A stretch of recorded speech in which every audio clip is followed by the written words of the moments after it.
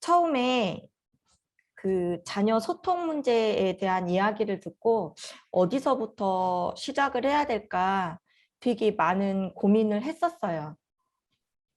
그래서 그 소통을 하기 전에, 대화하는 법을 알기 전에, 우리 아이들을 조금 이해하는 것도 중요하겠구나라고 해서 그 부분을 잠깐 넣고 이야기를 한번 시작해 보려고 합니다. 네, 이제 자녀와 소통하는 부모라고 제가 이제 집을 그리고 그 안에 웃는 이모티콘 5개를 그렸죠. 예, 이거는 저희 가족이에요. 맨 위에 살구색은 실은 갈색으로 표현하고 싶었는데 갈색이 잘 표현이 안 돼서 이렇게 살구색이 나왔는데, 예, 든든한 남편의 모습입니다. 갈색. 그리고 보라색은, 네, 안에서나 어쩔 때는 뜨거운 엄마의 역할, 어쩔 때는 아이들에게 차가운 엄마의 역할을 해야 되는 보라색의 의미로 얼굴을 넣었고요. 그 다음에 저희 큰아이, 예, 푸릇푸릇합니다. 31살인데 그래서 연두를 한번 해봤고요. 지금 취준을 준비하고 있는 파란색의 둘째, 그리고 예, 이렇게 노랑, 막둥이 아들입니다. 그래서 저는 세 남자 아이들을 둔 세 자녀의 엄마예요. 그래서 제 이야기와 함께 여러분들하고 한번 예, 소통하는 부모가 돼보도록 해보겠습니다. 네, 부모의 역할은 이제 무엇일까요? 실은 각자 나는 어떤 부모의 역할을 할 거야라고 다들 생각하고 계시겠지만 그냥 보통 저희가 일반적으로 하는 건 자녀가 독립적인 인간이 되도록 준비를 시켜주는 것이 부모의 역할이라고 합니다. 그러면 이 부모의 역할에 도움이 되는 활동들을 3가지 정도를 이제 권해요. 그것은 바로 다른 성인들과 대화를 나누라는 거예요. 이 이야기는 다른 사람들과 이야기를 나누면서 아이가 언제 걷기를 시작해야 되고 아이가 언제 독립을 해야 되며 어떻게 양육을 하고 훈육을 할 것인가에 대한 대화를 나누는 것을 하라고 하는 거고요. 그리고 지금처럼 이렇게 다른 모임이나 조직, 부모 지지 집단 등에 참여해서 내 이야기, 다른 사람들의 이야기를 듣고 그 다음에 아이들이 부모가 모임하는 모습을 보면서 예, 성장을 하는 거예요. 그때서 아이들은 자녀가 서서히 독립심을 개발하도록 저희가 이제 배려하라고 이야기를 합니다. 그렇다면 지금 여기에 모인 부모님들은 네, 이렇게 대화하고 집단에 참여하고 있고 그리고 또 그 자녀들의 독립심을 개발하기 위해서 아마 잘 기다려 주시리라고 예, 믿습니다. 그래서 이 부모의 역할의 목적은 그 자녀들이 살고 있는 사회 안에서 어떻게 생존하고 번영하도록 보호하고 준비시켜주는 것을 예, 목적으로 하고 있습니다. 그래서 제가 이거를 되게 고민했던 게 이 발달 단계를 청소년 단계까지만 설명을 할까 말까 하다가 넣어봤어요. 왜 그러냐면 우리 아이가 이때 내가 어떻게 자녀를 길렀는지를 부모님들께서 한번 들어보시고 그리고 그때 내가 어떤 점이 부족했고 또 어떤 점은 정말 잘했구나라고 생각을 하신 다음에 지금 현재 자녀들하고 다시 관계 맺기 형성을 하기를 바라서 이 부분을 잠깐 설명을 해드릴게요. 아이들이 태어나면 신뢰감과 불신감이 잇따랍니다. 이 이야기는 태어나자마자 가장 처음 접하는 게 누구냐면 주 양육자인 어머니예요. 예, 이 어머니가 울면 무엇을 해줘야 돼요? 우유를 먹여주거나 아니면 나의 기저귀를 갈아줘야 돼. 그러면은 아이들은 신뢰가 생기는 거예요. 자녀들은. 그런데 조금 울려도 돼. 그때마다 주면 안 돼. 아니면 내가 힘들어라고 해서 놔뒀다면 이 아이는 믿을 사람이 누구밖에 없겠어요? 어머니밖에 없는데 그 어머니가 나에게 생존에 관계된 먹이를 주지 않으니 무엇이 생길까요? 불신감이 생기는 거예요. 그런데 이 불신감이 생겼던 게 언제까지 연결이 되냐면 성인이 된 지금의 생활에 영향을 미친다는 겁니다. 그리고 또 너무 신뢰감을 쌓아주면 세상을 다 믿기 때문에 누군가 청탁을 하거나 돈을 빌려달라 할 때 거절하지 못하고, 아, 세상은 또 안전하고 믿을만 하잖아. 어릴 때부터 나는 그래 왔으니. 그리고 세상을 다 믿으면서 누구에게나 다 돈을 빌려주고 받지 못하는 상황까지 온다라는 거예요. 그래서 한번 생각해 보셔야 돼요. 나는 아이를 어릴 때 태어났을 때, 예, 아이가 울면 내가 포근하게 안아줬는지, 그리고 아이를 살펴서 우유를 주고 기저귀를 갈아줬는지를 한번 생각해 보시는 거예요. 그 다음 단계가 아이들이 무엇을 하는 단계이냐면 대소변을 가리는 단계예요. 이때 저는 큰아이하고 둘째 아이가 연년생이다 보니까 큰아이에게 빨리 기저귀를 떼야 둘째 아이를 기르는 게 수월하다라는 생각 아래 소변 가리는 걸 너무 빨리 시켰어요. 그래서 아이에게 돌이 지났을 때 시간이 되면 변기통에 그냥 안 쳤던 것 같아요. 해야 돼 라고 했었어요. 그랬더니 이 아이가 그거를 스스로 하기보다는 누군가의 통제를 받는 거죠. 그래서 내가 강박적인 약간의 성향이 생겼어요. 그게 지금도 유지를 하고는 있어요. 많이 좋아지긴 했지만. 그래서 이때 엄격한 배변 훈련하고 사소한 실수에 대한 벌이 자녀들에게 수치심을 준다라는 겁니다. 그리고 이제 세 번째는 아이들이 어떻게 하냐면 뭐든지 다 내가 하겠다고 해요. 밥을 흘리니 먹여줄라 할 때도 어때요? 싫다고 내가라는 말을 되게 많이 하는데 이럴 때 스스로 할 수 있게 해주지 않고 부모님이 다 알아서 해줬다라면 아이들이 스스로 할 수 있는 주도성이 기르지를 못하고 아, 내가 무언가 잘못했구나. 그거에 대한 죄책감이 많이 생긴다라고 합니다. 그리고 이제 학교에 가게 되면 이때부터는 근면성하고 열등감을 기르는데 공부를 잘하는 게 중요한 게 아니에요. 학교에 제 시간에 지각하지 않고 가고 그다음에 학교에서 주는 과제를 집에 와서 어떻게 해요? 내가 맞는 시간에 그 시간에 앉아서 했어야 되는데 그거를 기르지 못하면 무엇이 생기냐면 이제 열등감이 생기는 거예요. 내가 근면하게 공부를 하지 않았기 때문에. 그래서 이때 아이들에게 가장 중요한 거는 공부를 잘하는 것도 중요하겠지만 그보다는 같은 시간에 앉아서 정해진 시간 안에 내 과제를 마치는 과업이 가장 중요한 거예요. 그래서 이제 공부를 안 하는 것 때문에 상담을 많이 오시는 분들이 계세요. 그럼 저희가 첫 번째 그 이야기를 드려요. 네, 식사를 하고 나면 아이들이 책을 읽거나 공부하는 시간을 항상 정해놓고 앉아서 하라는 거예요. 그러면 뇌가 그렇게 세팅을 해요. 아, 7시부터는 공부를 하는구나.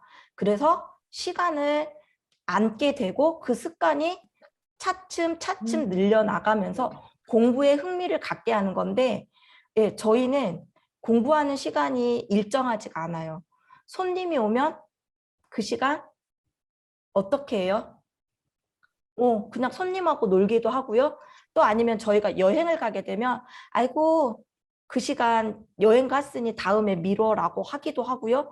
아이가 재미난 텔레비전이라든가 엄마가 무엇을 할 때는 예, 그냥 괜찮아라고 하는데 그것이 습관이 되다 보면 아이들이 무엇을 잃게 되냐면 제 시간에 앉아서 해야 되는 그 근면성을 잃게 되는 거예요. 이것이 언제까지 간다? 어른이 돼서까지도 영향을 미친다라는 거죠. 예, 가장 어려운 이제 청소년기예요. 이때는 가장 중요한 게 뭐냐면 나를 발견하는 시기예요. 나는 어떤 사람이지? 앞으로 내가 무엇을 잘할 수 있을까? 내가 하고 싶은 게 무엇이? 내가 좋아하는 게 무엇일까를 언제부터 고민을 하냐면 저희가 말하는 청소년기 12세부터 고민을 많이 해요. 그러기 때문에 바깥으로 나갔던 에너지들이 다 어디로 들어와요? 내 안으로 들어오는 거예요. 그러다 보니 누구의 말이 귀에 들어오지 않을까요? 부모님의 말이 귀에 들어오지 않는 거예요. 누구에게 집중하고 있으니까 내가 누구인지를 찾아가는 시기이기 때문에 누구에게만 집중을 해요? 나 자신에게만 집중을 하는 시기라는 거예요. 그래서 이때는 누군가 무언가를 말을 해도 들리지가 않아요. 들리지가 않아요. 나만 세상의 중심에 있는 것 같고, 나만 괜찮은 사람인 것 같고, 나만 어른이 된 것 같을 때가 바로 이때예요. 그런데 중요한 건 뭐냐면 이때가 생각해보면 부모님들도 40대 중반으로 넘어가는 나이라는 거죠. 그렇게 된다면 아이들에게 사춘기가 왔다면 어른들에게 어떤 이야기예요? 남편이 어느 날 사춘기 아들, 딸처럼 말을 안 들어. 그럼 당신도 사춘기야? 라고 아니면 엄마들은 뭐라고 얘기해요? 아, 나 오춘기 왔어. 나 건들지 마. 라고 하는 말을 하는데 그 말이 맞아요. 아이가 사춘기라면 실은 부모님도 사춘기예요. 그렇게 생각한다면 나는 어때요? 사춘기의 아이들은 앞으로 살 거에 대한 고민을 많이 해요. 하지만 우리는 지금까지 살아온 시간이 있기 때문에 지금까지 나는 어떻게 살아왔지? 그리고 나는 어떻게 살아야 되지를 고민하는 시기가 아이의 청소년 시기하고 맞물린다라는 거예요. 그러다 보니 집에 사춘기 자녀와 오춘기 부모님이 어떻게 될까요? 충돌하는 거죠. 이때 누가 이긴다고 이야기를 해요, 보통? 아이들은 사춘기 자녀가 이기는 게 아니라 오춘기 부모님들이 이긴다라고 표현을 해요. 네. 왜? 살아온 삶도 있고 앞으로 나아갈 삶이 있기 때문에. 그래서 지금부터는 자녀들에게 어떻게 주셔야 되냐면 약간은 져주셔야 돼요. 지금부터는. 기운을 빼라는 말 저희가 하는데 지금부터는 기운을 조금씩은 빼주셔야 아이들이 들어오는 게 누가 들어오냐면 부모가 내 안에도 들어오게 돼 있어요. 한번 생각해 보세요, 부모님들. 내가 16, 17, 20살 때 나는 어땠는가? 그때 부모님이 내 귀에 들어왔는지 말씀이. 그렇게 생각하신다면 이 아이들도 스스로 고민할 시간이 충분히 줘야 되는데 이 고민을 저희는 무엇 때문에 못하게 돼 있어요? 학교 수능 때문에. 그러다 보니 저희 때는 14살, 15살 때 했던 사춘기의 고민들을 지금은 20살이 넘어서도 해요. 그래서 사춘기는 언제까지다? 시간이 없어요. 기한이 없어요. 언제까지? 내가 나에 대한 고민을 하고 생각하고 그거를 실천할 때가 사춘기의 끝이라고 보시면 돼요. 그래서 착하게 자랐던 부모님들은 내가 청소년기에 나를 찾는 시간을 갖지 않아서 언제 한다? 자녀들이 사춘기일 때 똑같이 나에 대한 고민을 하는 거예요. 그래서 그거를 우리는 보통 오춘기라고 이제 표현을 하는 거죠. 그렇다면 이 사춘기인 자녀들, 내 안에 갇혀있는 자녀들하고 의사소통을 해야 되는데 어떻게 해야 되냐가 중요한 거죠. 그래서 저는 이제 적극적 의사소통을 첫 번째로 한번 소개해 볼까 합니다. 네. 1단계가 적극적으로 경청한다라고 이야기를 했는데 저희가 경청이라는 말은 어떤 말일까요? 잘 들어주는 게 경청이죠. 그런데 잘 들어주신다라고 말씀은 하세요. 그럼 잘 들어준다라는 건 누구하고 마주해야 되는 거예요? 이야기할 자녀하고 마주해야 되는 거예요. 그리고 어떻게? 아이들의 말에 집중하셔야 돼요. 집중하셔야 되고 중간중간 자녀가 우리 부모님이 내 이야기를 듣고 있구나라는 거를 인지할 수 있도록 어떻게 해야 돼요? 반응을 보여주셔야 돼요. 그게 무엇라는 거예요? 적극적으로 경청하는 거예요. 부모님들 이런 말씀 가장 많이 하세요. 상담실에 오셔서 하시는 말씀 중에 하나가 저는 우리 아이 말을 얼마나 잘 들어주는데요. 우리 아이는 저를 졸졸졸졸 쫓아다니면서까지 이야기를 해도 저는 귀찮다고 안 하고 다 들어준다라고 말씀을 하세요.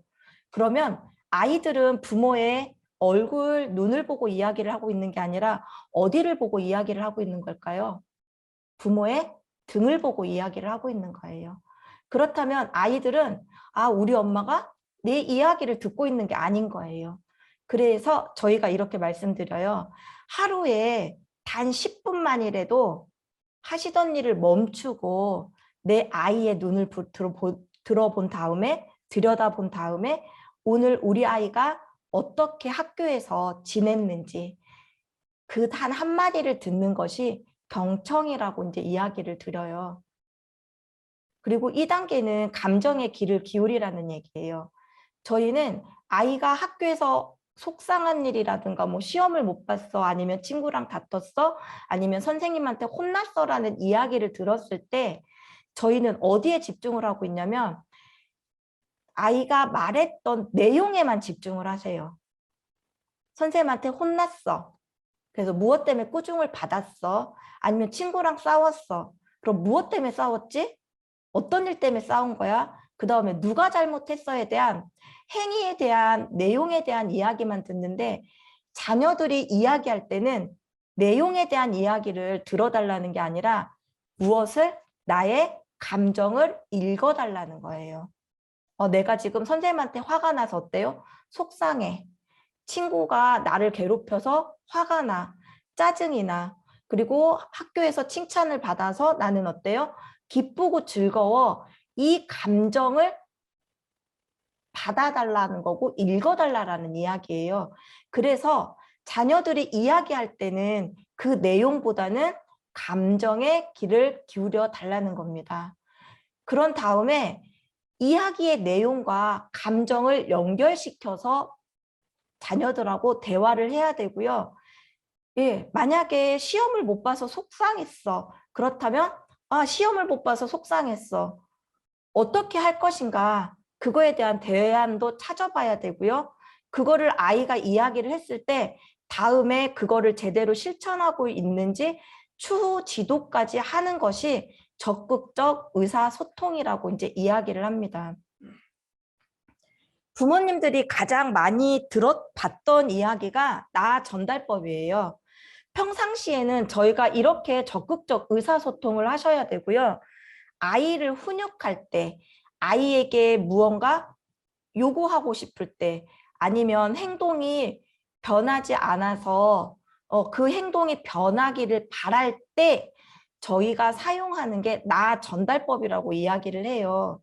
그래서 이거는 부모가 정중하게 요청해도 자녀의 행동이 변하지 않을 때 아니면 단호하거나 차분한 어조로 이루어질 때 가장 효과적이에요. 그래서 나 전달법은 나로 시작하는 말이에요. 너가 아니라 나로 시작하는, 그래서 나의 감정과 의견을 말하는 게 나 전달법인데 아까 말씀드렸죠. 훈육할 때 보통 쓰는 게 나 전달법이면 이거는 화가 날 때 사용하시면 안 돼요. 화가 날 때 사용하시면 더 악화가 돼버리거든요. 그래서 내가 화가 났다라고 생각하신다면 잠깐 심호흡을 하셔야 돼요. 근데 부모님들이 이렇게 말씀하시죠. 아니 지금 당장 화가 났는데 심호흡하는 걸 생각을 못 한다. 그리고 내가 잠깐 피해야지 거기까지가 생각이 되지 않는다라고 말씀을 하세요. 그러면 처음부터 화가 여기까지 나 있지는 않다라는 얘기죠. 화는 어디서부터? 밑에서부터 차근차근 올라오고 있어요.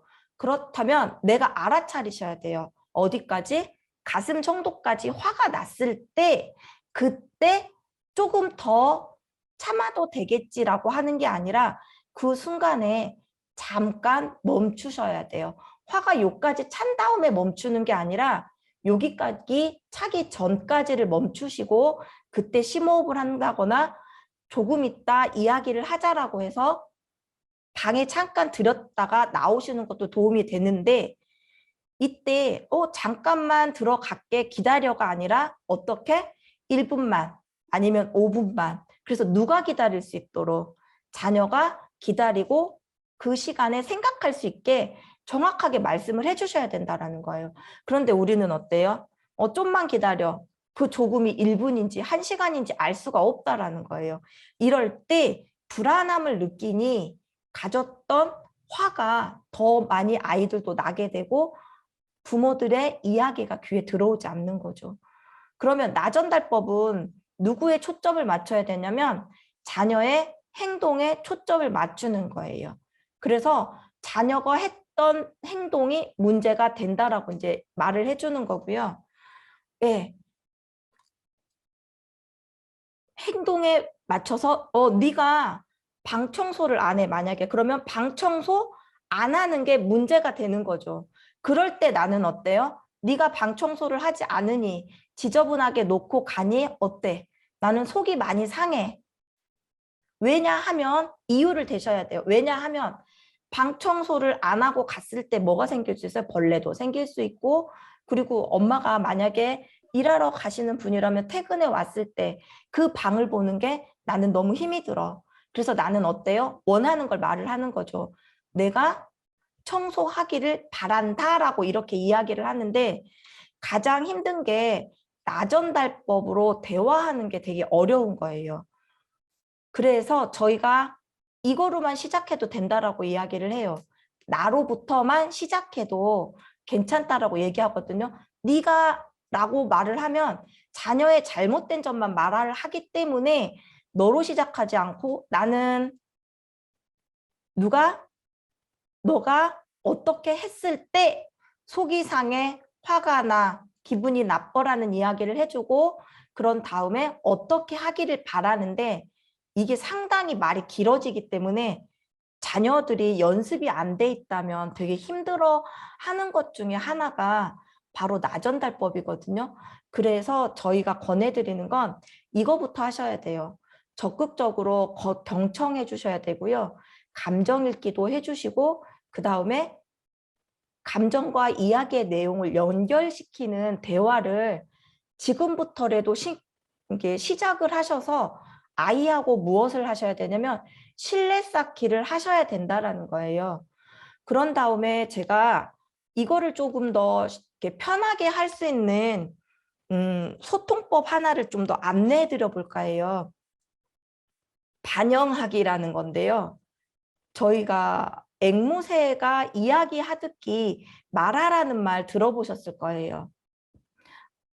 누군가 앞에서 엄마 나 학교 다녀와서 오늘 학교에서 이러이러한 일이 있었어라고 이야기할 때 예, 정선아 너는 어떠어떠한 말이라는 거지라고 이렇게 이야기를 해줘요. 이게 반영하기거든요. 앵무새처럼 그대로 말을 돌려주는 건데 이 이야기에 오류가 있어요. 나중에 그랬구나라고 이야기를 해주라 하니 부모님들이 아이가 다 이야기를 한 다음에 마지막에 뭐라고만 이야기를 하냐면 그랬구나 요 한마디만 하는 거예요. 그러면 정말 화가 나요. 나는 뭔가 막 이야기를 했는데 엄마가 웃으면서 끄덕끄덕 하면서 그랬구나 이렇게 하면 놀리는 것 같다라는 거예요. 그래서 자녀가 이야기를 해줄 때 중간중간 어떻게 하라 그랬어요? 고개도 끄덕끄덕 해주라고 하셨죠. 그런 다음에 아이의 이야기를 그대로 요약해서 그대로 다시 이야기를 해주셔야 돼요. 너가 말한 게 무엇이라고 말하고 있는 거지. 그러면서 어때요? 엄마가 잘 이해하고 있니? 아니면 거기에 대해서 더 말해줄 수 있겠니? 라고 되물어 주시는 거예요. 이렇게만 한다면 다른 기법이 필요 없이 이 기법만으로도 상대방과 어때요? 자녀하고도 신뢰 관계가 형성이 되고요. 예, 부부 관계 안에서도 되게 도움이 되는 기법 중에 하나가 반영하기라는 기법이에요. 그래서 저희가 상담할 때도 이렇게 이야기를 해요. 상담자들한테. 상담할 때 반영하기를 80%만 해도 예, 내담자가 어때요? 마음의 치유가 된다라고 이야기를 하거든요. 그렇게 생각한다면 예, 자녀들이나 내 배우자가 어떠한 이야기를 했을 때 그대로 이야기를 반영해 주는 거. 그런다면 저 사람이 내 이야기를 진짜 들어주고 있구나. 나의 마음을 읽어주고 있구나. 라는 생각을 하게 되는 거죠. 두 번째는 인정하기예요.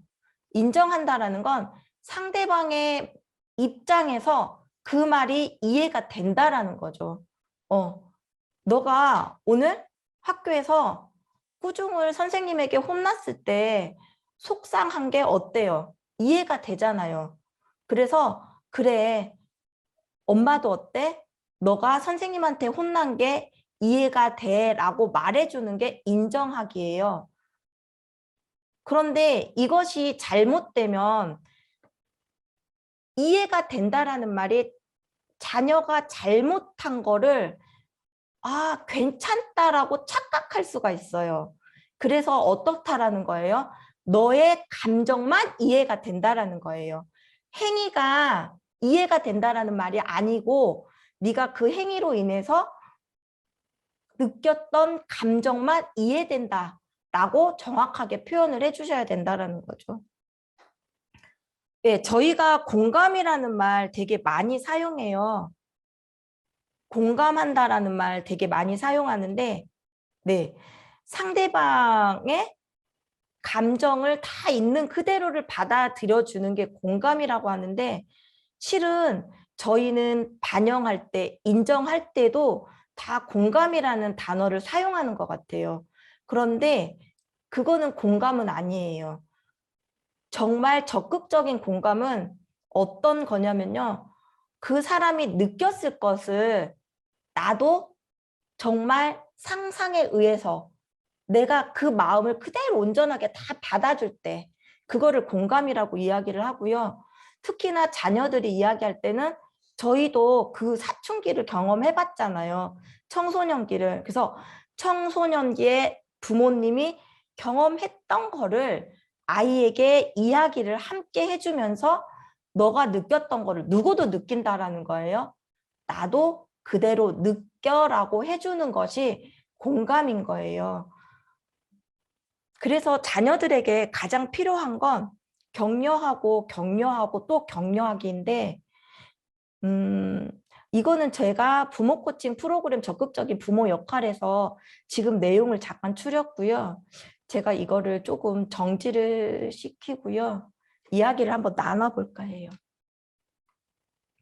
음. 음, 부모님들한테 제일 저는 권해드리고 싶은 게 바로 이거예요. 자녀들이 힘들어해. 그리고 나의 말을 듣지 않아요. 그리고 부적응적인 행동을 할 때 가장 힘들죠. 그럴 때 가장 마음도 많이 아프고요. 그러면 이거를 해결하는 방법이 지금 이제 적극적인 뭐 의사소통을 해라, 나전달법을 사용해라, 반영하기를 해라, 인정하기를 해라, 공감하기를 하라라고 말씀드렸지만 그보다 좀 실질적인 거를 이야기 좀 드려볼까 해요. 어릴 때부터 아이하고요. 실내 쌓기를 하지 않았다라면 지금부터 다시 하셔야 돼요. 저는 사춘기는 되게 부모하고 자녀하고 친해질 수 있는 마지막 기회라고 저는 생각을 하고요. 그래서 저는 주님이 주신 가장 소중한 시간이 자녀의 사춘기 시간이 아닐까라고 생각을 하거든요. 아까 그랬죠. 자녀가 사춘기일 때 누구도 사춘기라고 말씀을 드렸나요? 나도 사춘기라고 말씀을 드렸죠. 네, 그래서 나의 아픔과 힘듦도 언제 한번 바라보라는 거예요. 자녀의 사춘기인 청소년 시기에 지금 바라보는 거거든요. 나는 그럼 다 지났는데? 아니에요. 그래도 오늘 이 시간부터 한번 바라보시는 거예요. 그래서 실내 쌓기를 하셔야 되는데 어떻게 하냐면요. 자녀하고요. 왔을 때 하루에 단 10분이라고 이야기 드렸어요. 10분으로 시작을 하셔야 돼요. 어떻게? 눈을 바라보고 이야기를 해보셔야 돼요. 오늘 어땠니? 오늘 어땠어? 잘 지냈어? 라는 말 그 한마디. 그러면 아이들이 그거 되게 어색해라 해요. 하던 대로 해.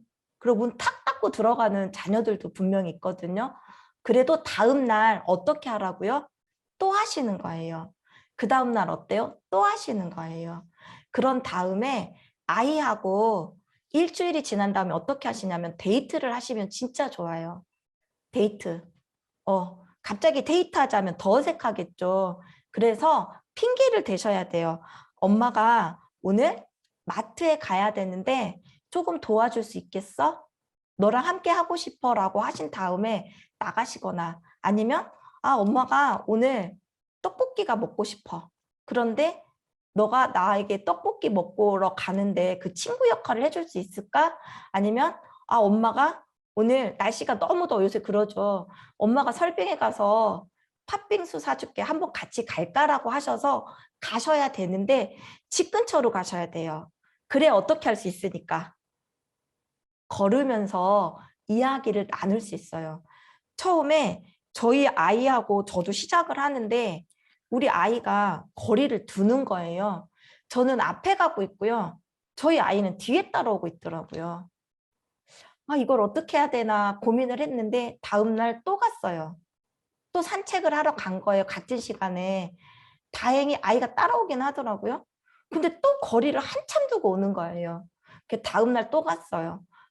다음날 또 가고 다음날 또 갔더니 한 달 뒤에 커다란 변화가 있었던 건 제 옆에 와 있더라고요. 그러고 나서 2달 뒤에 어떤 변화가 있었냐면 아이가 제 손을 잡아주더라고요. 그때가 중학교 2학년 때였어요. 네, 그래서 아이의 사춘기를 가장 편하게 극복했던 것 중에 하나가 바로 그거였던 것 같아요. 그런데 여기에서 실은 이제 팁이 하나 있다면 산책을 하면서 산책의 마지막 종착점이 어디였냐면 저는 실은 교회였어요. 네, 교회였어요. 성당 거기를 갔어요. 아이하고. 그래서 어떻게 입구까지만 가서 돌아서 오는 거예요.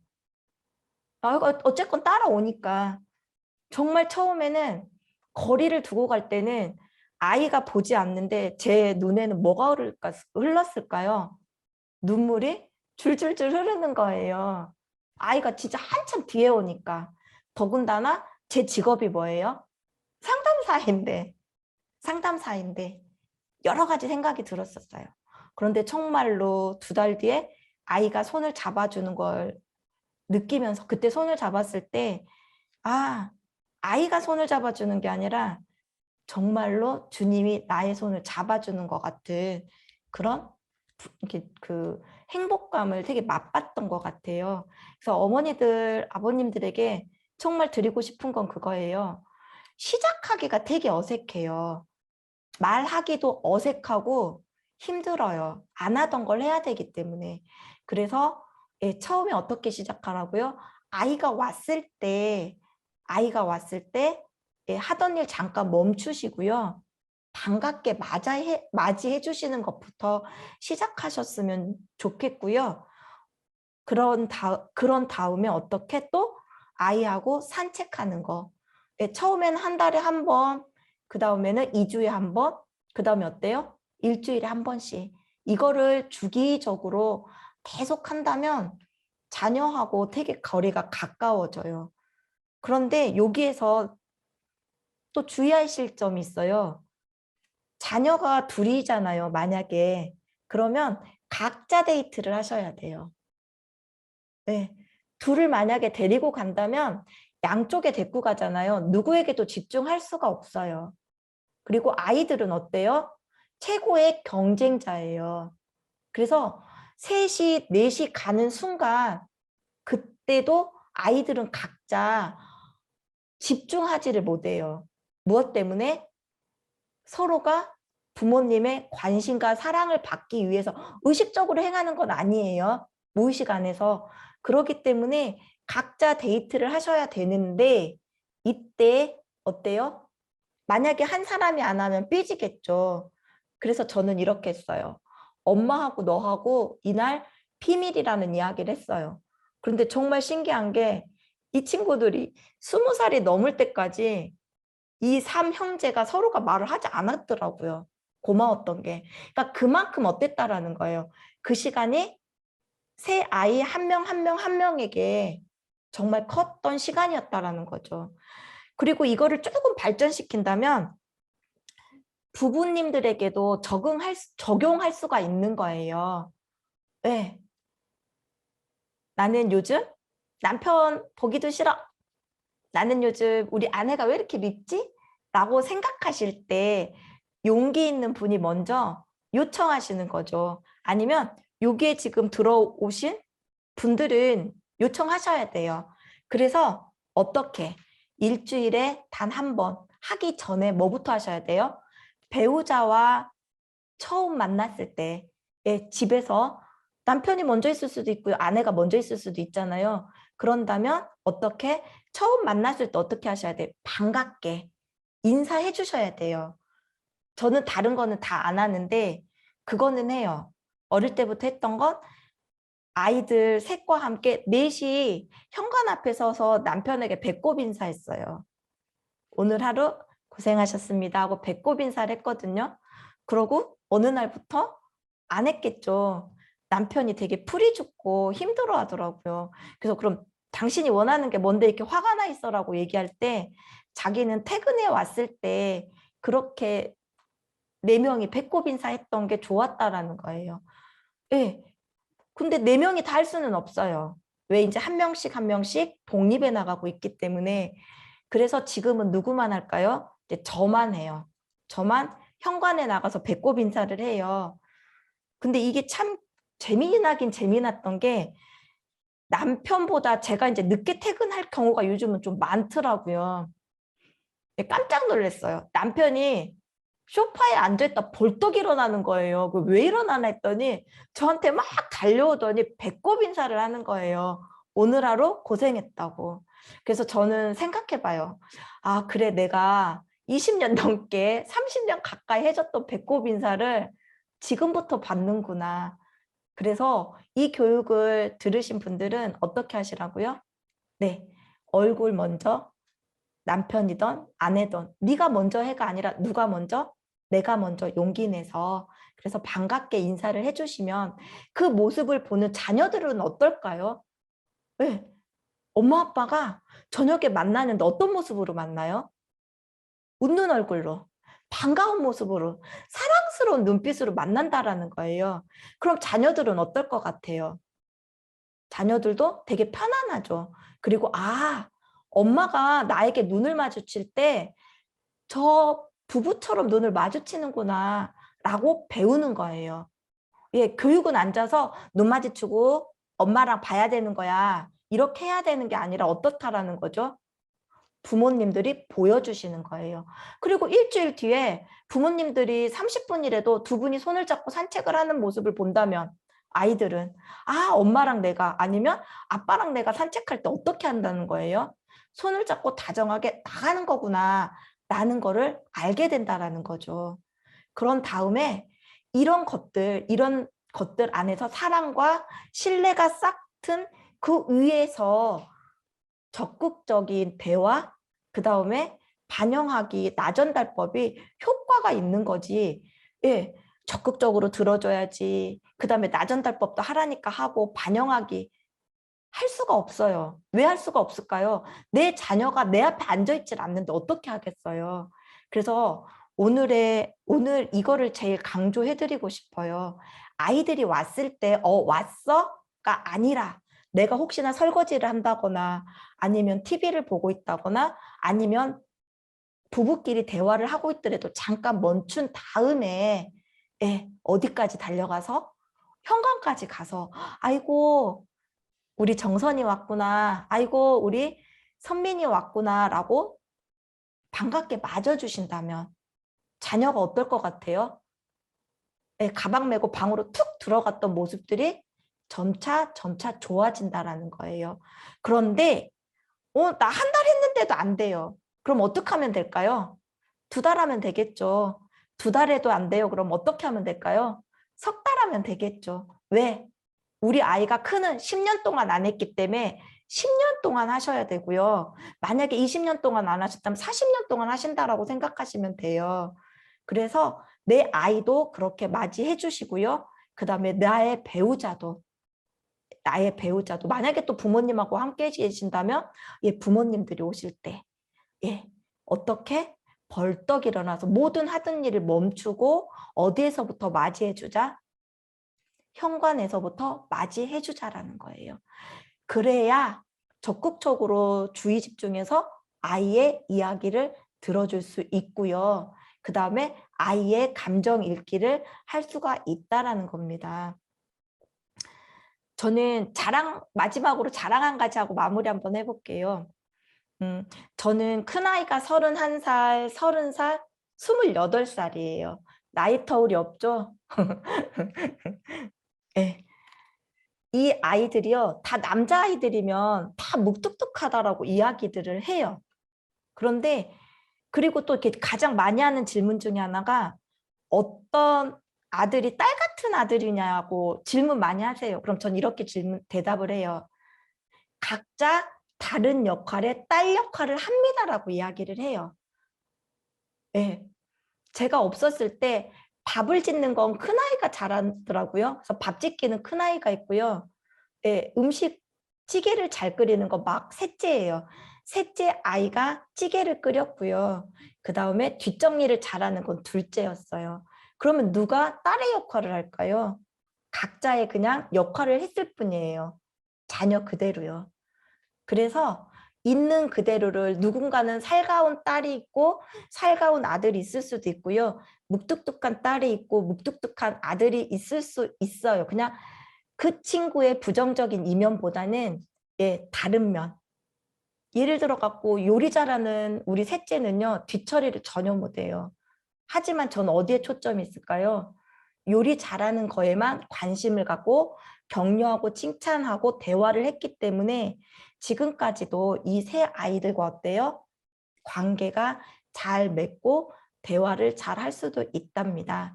그래서 부모님들에게 아이 얼굴 보고 반갑게 맞이해 주시는 것부터 시작한다면 그 다음에는 어떤 방법의 대화로도 자녀와 의사소통이 충분히 이루어지지 않을까 생각해 봅니다.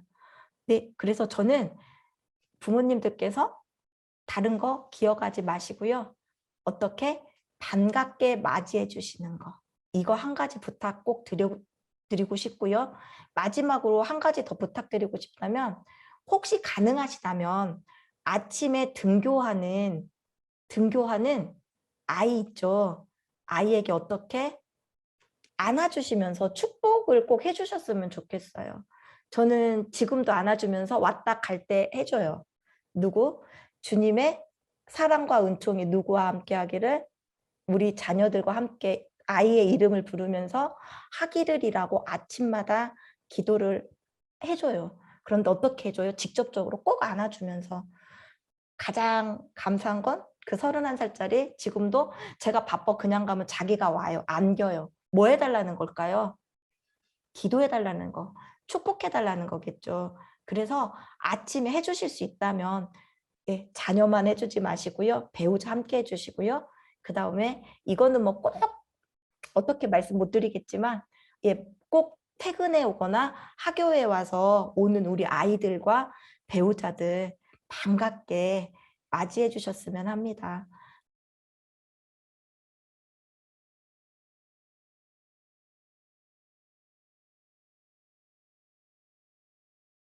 아이들마다 성향이 다 달라요. 성향이 달라서 생각을 빨리 하고 이야기를 할 수 있는 사람이 있고요. 저 같은 사람은 한참 있다 해야 돼요. 어른들도 이런 사람 있어요. 누구랑 이렇게 대화하거나 이제 특히 이해같이 좋겠네요. 막 내가 다퉜어요. 막 싸울 때. 그런데 집에 오고 나면 억울할 때 있지 않나요? 아고 내가 왜 그때 그 말 못했지? 딱 그때 요 말 했었어야 되는데 라고 할 때가 있어요. 그 이야기는 그 순간에 어때요? 이야기가 빨리빨리 생각이 안 나요. 그래서 어떻게 해야 돼요? 기다려줘야 돼요. 그런데 이 여러 가지가 있어요. 한번 첫 번째 천천히 생각해야 되는 아이예요. 이야기 이제 머리를 많이 쓰는 그 친구들은 사고형 친구들은 생각할 시간이 필요해요. 그런데 행동하는 아이들은 즉시 대답을 해요. 또 대답도 빨리 한다고 혼내키는 부모님들도 계세요.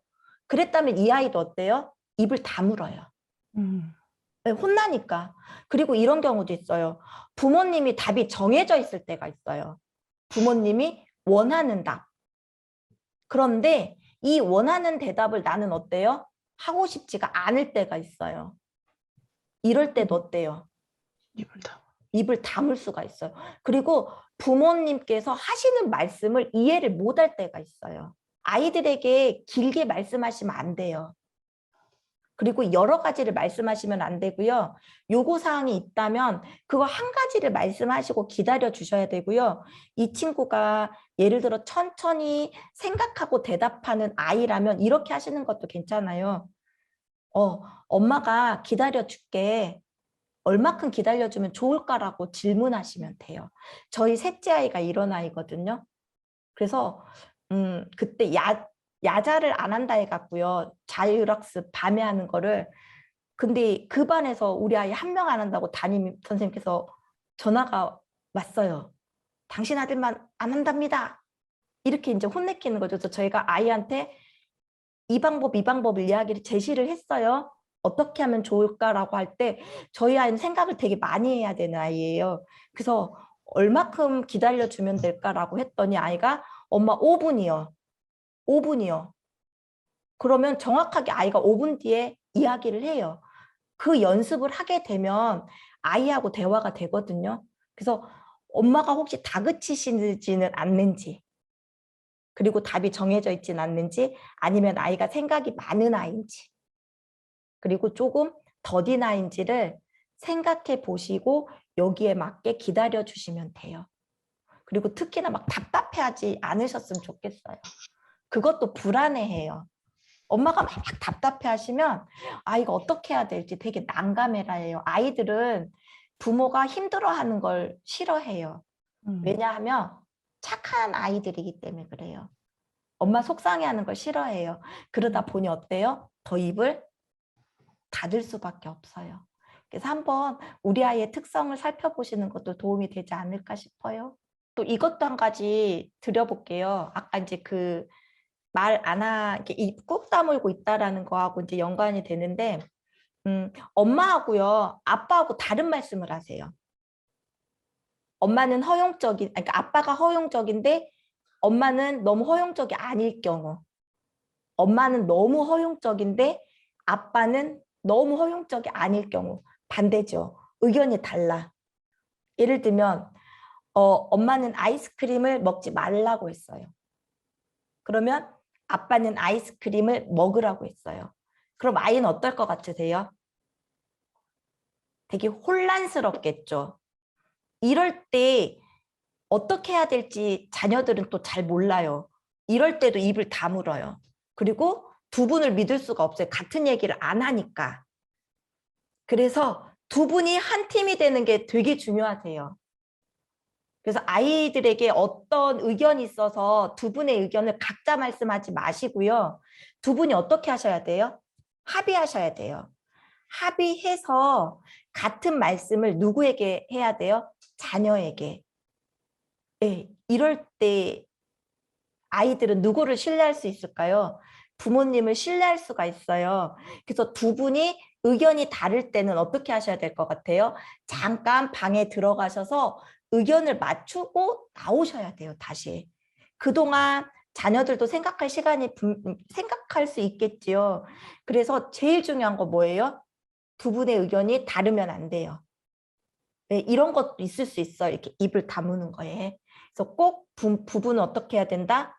의견이 먼저 자녀하고 관계된 건 합의를 하셔야 된다라는 거 꼭 기억해 주시기 바랍니다.